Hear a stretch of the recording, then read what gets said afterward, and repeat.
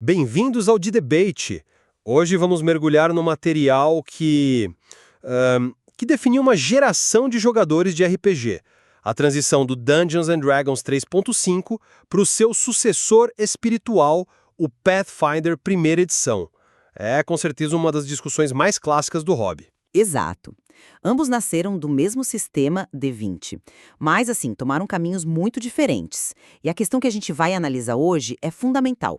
O Pathfinder foi realmente uma evolução, uma melhoria objetiva sobre o 3.5. Ou a complexidade e, digamos, as arestas do sistema original eram, na verdade, características que proporcionavam uma experiência única que acabou se perdendo. Partindo dos livros básicos de cada um, eu vou argumentar que o Pathfinder representa a maturação do sistema.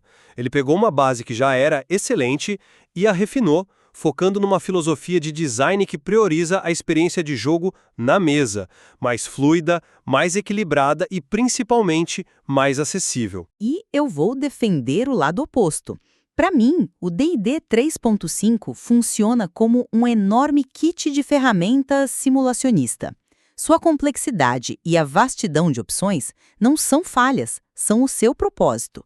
A tentativa do Pathfinder de consertar o sistema acabou simplificando em excesso, sabe? Podando a criatividade e a profundidade tática que faziam do 3.5 um verdadeiro gigante. Bom, olha, a minha perspectiva parte da própria origem do Pathfinder. Ele nasceu do feedback de anos da comunidade de D&D 3.5. A Paizo, que é a editora do jogo, basicamente fez um grande playtest público com as regras. O resultado, então, é um sistema que lida diretamente com as frustrações que muitos de nós sentimos jogando 3.5. A consolidação das perícias é o exemplo mais óbvio, né? Quem não se lembra daquele momento em que o mestre pedia um teste e o grupo parado para discutir se era observar, ouvir ou procurar? Eu lembro, e essa era parte da discussão tática. O seu personagem era bom em notar detalhes visuais ou em ouvir coisas à distância. Eram nichos diferentes. Mas na prática, isso só retardava o jogo. O Pathfinder unificou tudo na perícia percepção, o que torna a ação muito mais dinâmica. E não foi só isso.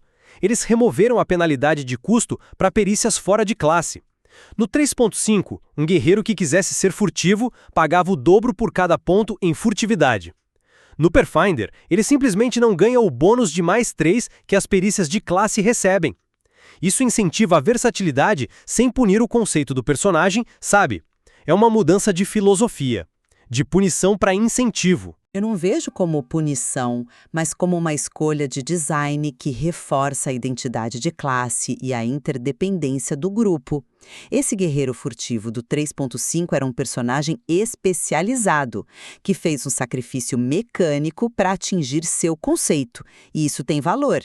No Pathfinder, com essa facilidade, você corre o risco de criar personagens que são bons em tudo, os famosos generalistas, o que pode diminuir a necessidade de cooperação tática. Se todo mundo consegue se esconder, procurar armadilhas e lutar bem, para que eu preciso do ladino do grupo? O 3.5 forçava a especialização, e isso criava uma dinâmica de equipe mais coesa, na minha opinião. A questão é que essa especialização forçada no 3.5 muitas vezes levava a becos sem saída, as famosas armadilhas de construção.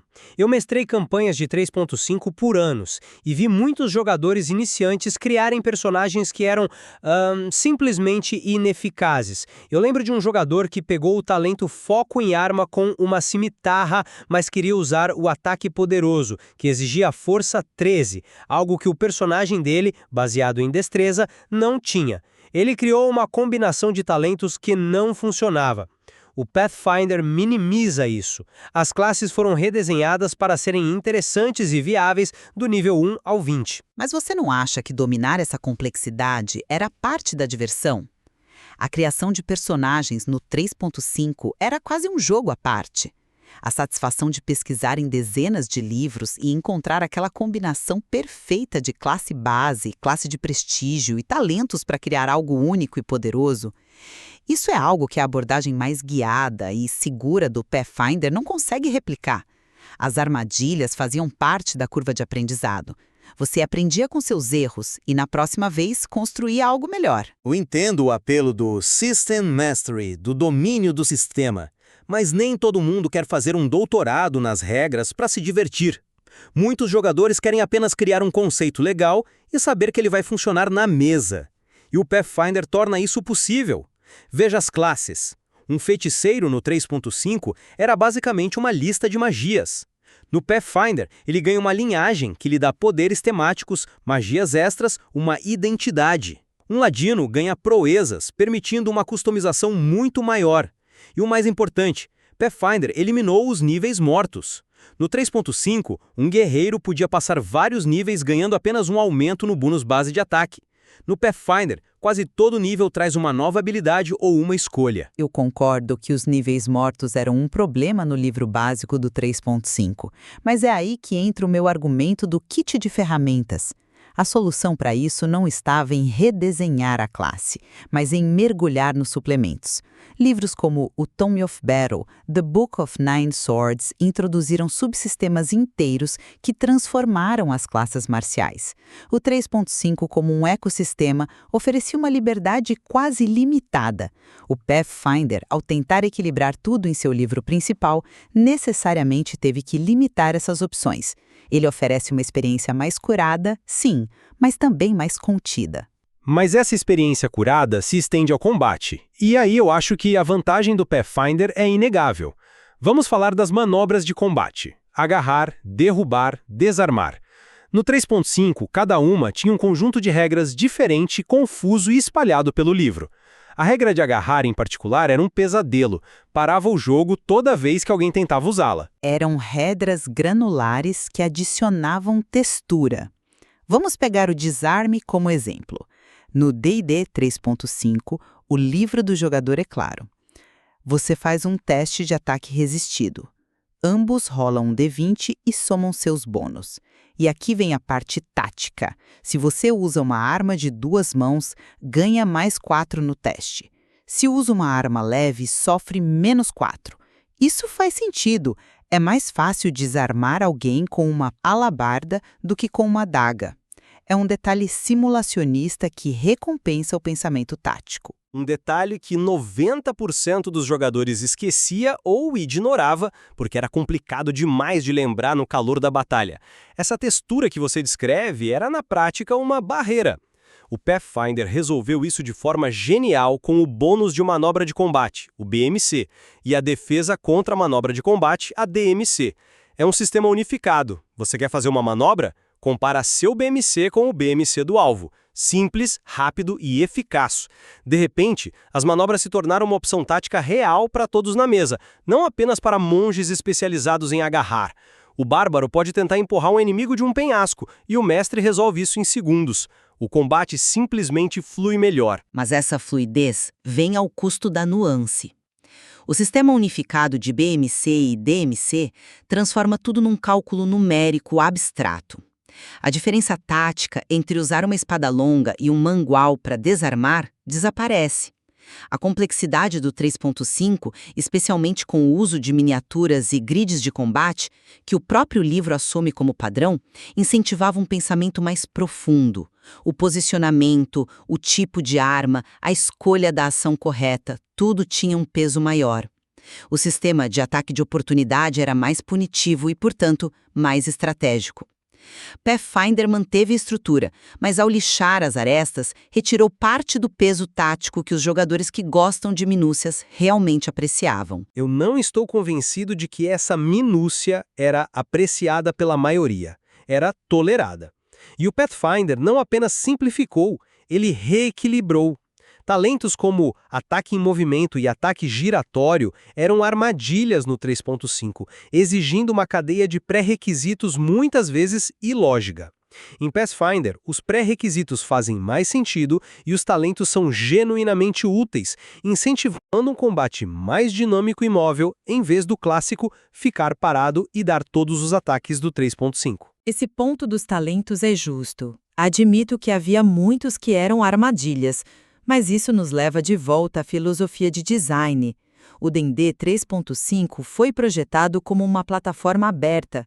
A introdução da edição 3.5 diz explicitamente que é um aprimoramento, não uma nova edição, para manter a compatibilidade com a montanha de produtos que já existiam. A força do 3.5 não está só no livro básico, mas nesse ecossistema caótico e maravilhoso de suplementos. Ele te dá as ferramentas, algumas boas, outras ruins, e confia que você saberá o que fazer com elas. Mas isso não é um sinal de um design melhor.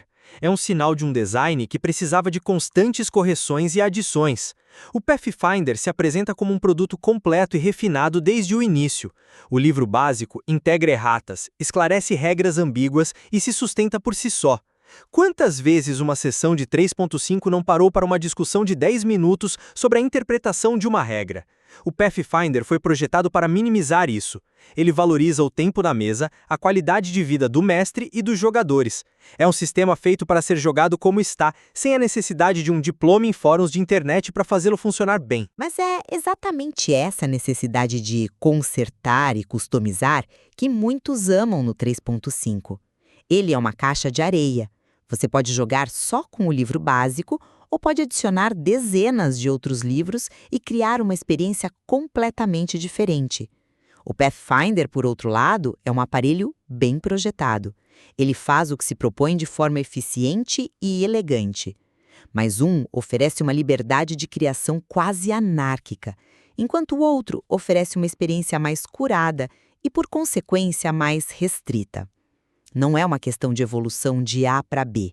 São duas filosofias diferentes sobre o que um RPG de mesa deve ser. Olha, no fim das contas, a minha posição se mantém. O Dungeons & Dragons 3.5, com toda a sua complexidade, regras granulares e vastidão de opções, oferece uma experiência que recompensa profundamente o domínio do sistema.